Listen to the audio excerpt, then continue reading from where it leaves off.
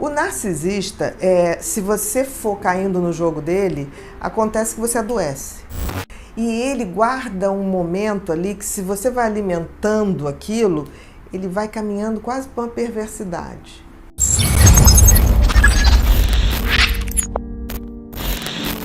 Bem-vindos a um novo vídeo revelador. Hoje mergulharemos nas profundezas da psicologia humana para desvendar o enigma intrigante: como identificar um narcisista. Prepare-se para desmascarar a personalidade por trás das aparências e aprender a reconhecer os sinais reveladores que muitas vezes passam despercebidos. Os narcisistas podem ser charmosos, carismáticos e aparentemente confiantes, mas por trás dessa fachada muitas vezes se esconde um padrão de comportamento que pode impactar relacionamentos e ambientes de maneira poderosa. Ao final deste vídeo, você terá uma compreensão mais profunda de como identificar um narcisista e proteger-se de suas armadilhas psicológicas. Eu nasci assim, eu cresci assim, vou ser sempre assim. Isso, é isso? Esse tipo de gente? Esse tipo de gente que não aceita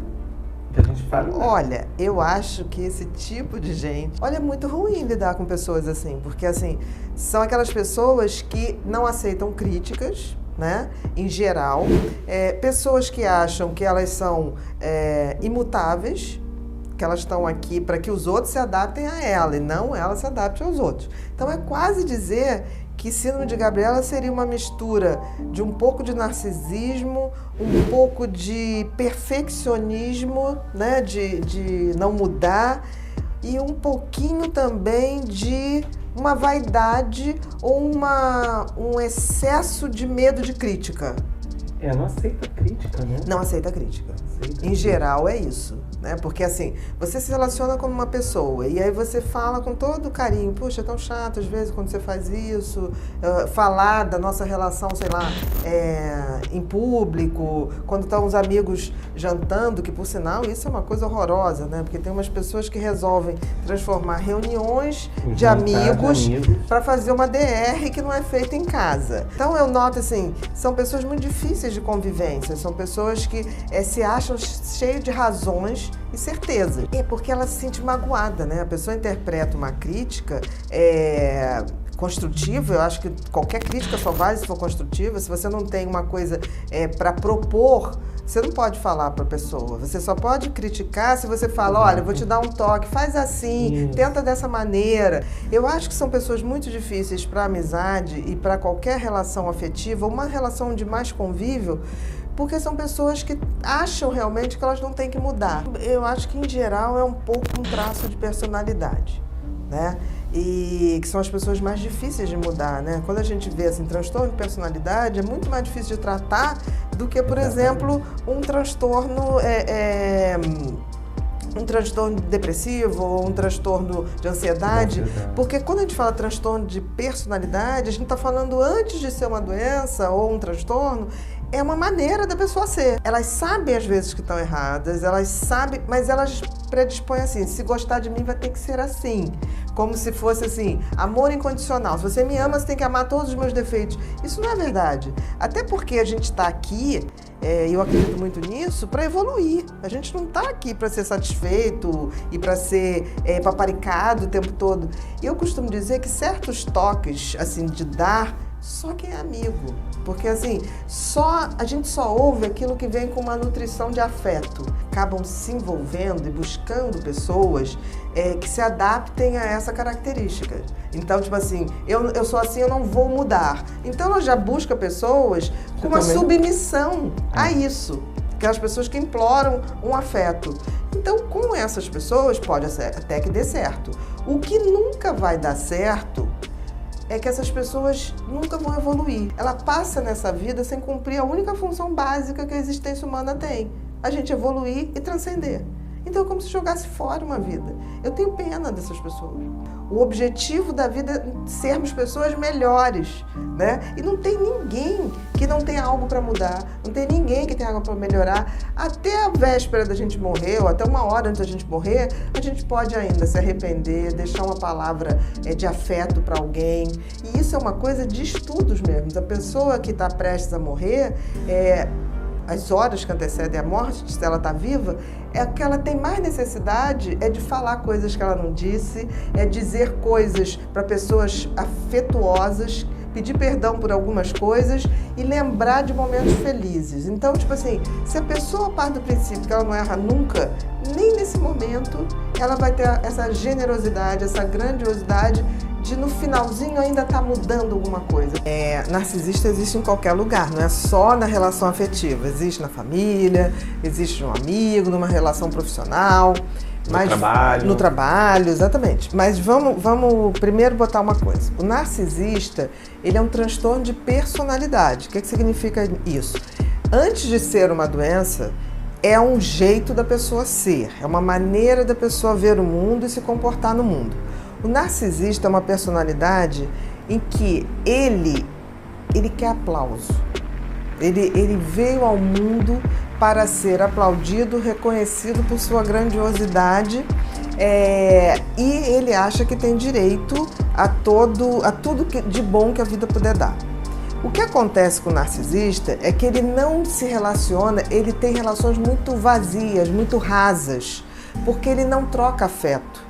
Porque ele te trata muito bem no início, pode ser homem, pode ser mulher, tá? Ele te trata muito bem no início, mas para que você vire um fã dele, para que você ache maravilhoso, para que você ache que dê a ele esse reconhecimento que ele quer.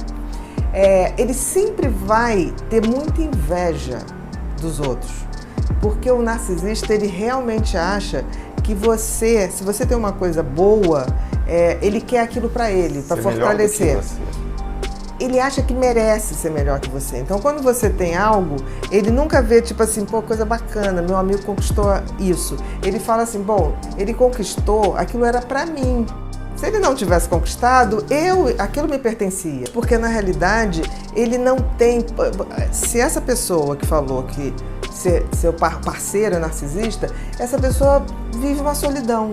Porque ela não tem uma parceria, na realidade. Não existe essa parceria. Não, porque assim, ele chega na vida sempre muito bacana, contando, em geral, uma história para você admirá-lo, para você admirá-la, nesse sentido assim, de ter a plateia, mas na realidade o que ele quer é que você ache ele maravilhoso. E tem uma coisa também, além de muito invejoso, o narcisista, ele faz você, ele depois que te conquista, ele começa a fazer com que você se sinta mal.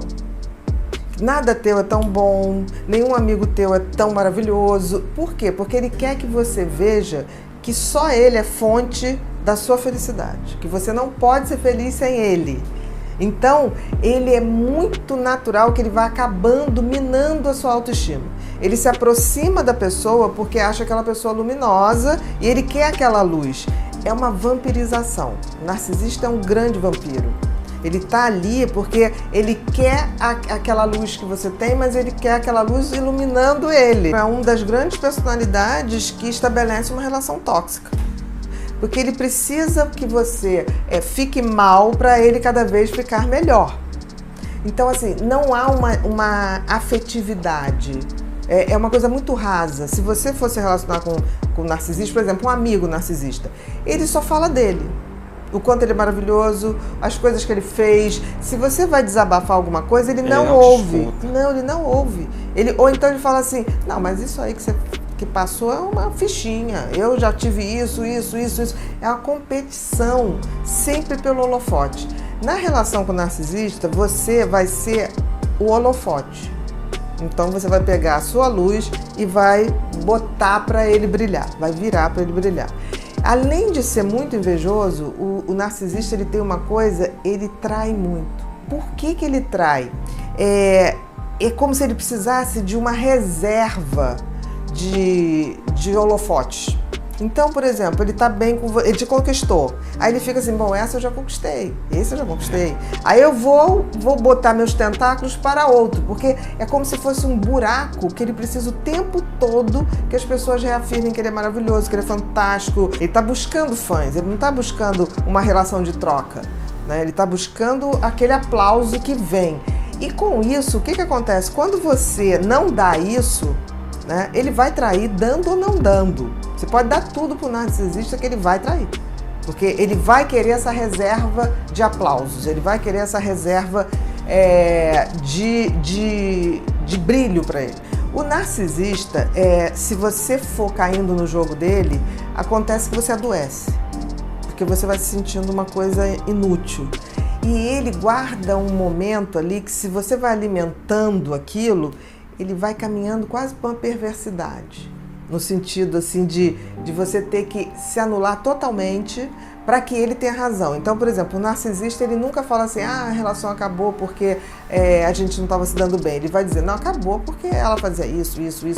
Vai inverter, vai dizer que quem traía era a pessoa. Tudo que ele fizer no sentido de denegrir a pessoa, ele instintivamente está falando dele. Porque o narcisista acha que realmente Deus gastou um pouco mais de tempo e usou um pouco mais de material qualificado para construir aquela pessoa. Então são pessoas que se veem extremamente superiores aos outros e acabam tendo muito pouca empatia, porque o outro, seja na relação afetiva, seja na relação profissional, seja na relação familiar, o outro está ali para idolatrá-lo, para servi-lo e para reconhecer o quanto ele é bom. Então, é uma relação que pode tender, e na maioria das vezes tende, para uma relação abusiva com quem ele se relaciona. Ele está sempre certo, e mais do que está certo, ele está sempre querendo que você reconheça. Admirá-lo, mas admirá-lo de uma forma quase idolatria. Né? Então, um narcisista grave, a gente pode dizer que ele tem ali um pouco ele tem um pé na psicopatia, no sentido da ausência de empatia pelo outro, no sentido de usar o outro para se tornar cada vez mais grandioso. Então, são pessoas que têm, muitas vezes, um caráter bem duvidoso, no sentido de se relacionar com os outros. É porque, para eles são uma obra-prima. É quase como se tivesse assim, como se a gente for ver as obras-primas do Leonardo da Vinci, do Michelangelo, eles se acham que realmente foram criados por um artista muito mais poderoso. É muito chato se relacionar com um narcisista, porque ele é a autorreferência de tudo, ele é a autorreferência do que é bom, do que é maravilhoso, é uma arrogância muito grande, falta uma humildade básica, porque assim, todos nós, né, nós somos do gênero humano, né? Então assim, isso já equipara a gente, de uma certa maneira, com todos os outros seres humanos. E para o narcisista isso não existe, ele realmente é um privilegiado e que requer que todos os outros reconheçam isso e que paguem por isso, né? No sentido, o narcisista, ele não acha nada demais você pagar coisas para ele acha até que isso é obrigação sua, para tê-lo ao seu lado. E é interessante porque muitas escolas de psicologia colocam o narcisismo como uma pessoa com uma autoestima baixíssima. Exato. Eu tenho umas dúvidas em relação a isso. Eu acho que a autoestima baixíssima é de quem se relaciona com o narcisista. São os parceiros, são as pessoas que estão ali e que entram nessa coisa de achar realmente que tem Eu acho que é a vítima do narcisista. Um mito, né? Eu acho que é a vítima. Porque eu acho que mais do que uma baixa autoestima, o narcisista, ele tem uma necessidade de ser centro, de ser idolatrado, e eu acho que isso acaba construindo uma visão de si mesma de que ele realmente é grandioso, ele não se vê como uma pessoa que precisa aprender mais, que precisa saber mais, ele não tem humildade do aprendizado, de trocar, por exemplo, uma pessoa pode se relacionar com uma pessoa que não é tão bela no conceito mas é uma pessoa muito interessante, que te dá conteúdo, que te dá boas gargalhadas. Para o narcisista não existe isso. Para o narcisista, o outro é obrigado a satisfazê-lo a todo tempo e, de preferência, pagar por isso, porque ele é uma companhia absolutamente agradável, na opinião dele. Então, eu questiono muito essa questão da autoestima. Eu acho que é uma disfuncionalidade de autopercepção. Essa questão dessa arrogância, né, de uma pessoa que não tem humildade do aprendizado, e também a questão de ser uma pessoa muito incomodada com o sucesso dos outros. Você está pronto para desvendar o mistério por trás dos narcisistas? Se você já se viu preso em um relacionamento tóxico, com alguém que parece incapaz de empatia, que busca incessantemente atenção e validação, então este e-book é para você.